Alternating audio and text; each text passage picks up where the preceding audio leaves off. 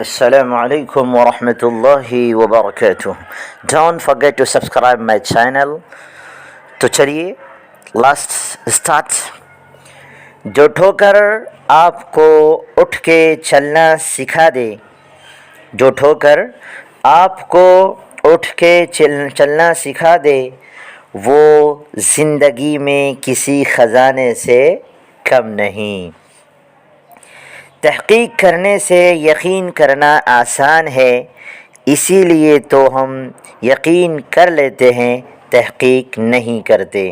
जब लोग आप पर तनक़ीद करते हैं तो आपको अपनी ख़ामियों का पता चलता है, और जब लोग आपसे हसद करते हैं तो आपको अपनी खूबियों का पता चलता है.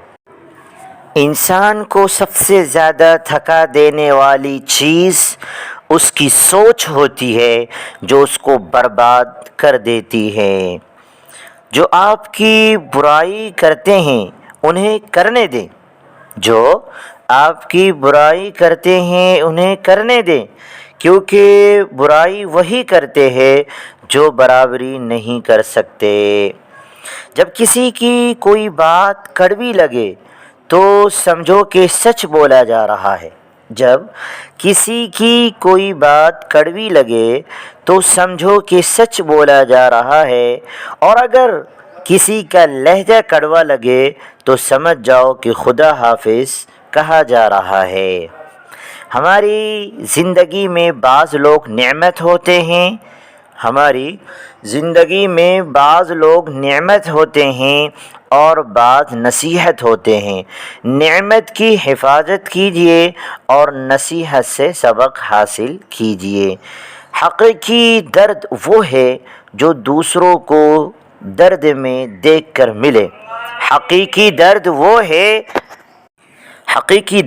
वो है जो दूसरों को दर्द में देखकर मिले, वरना अपना दर्द तो जानवर को भी महसूस होता है.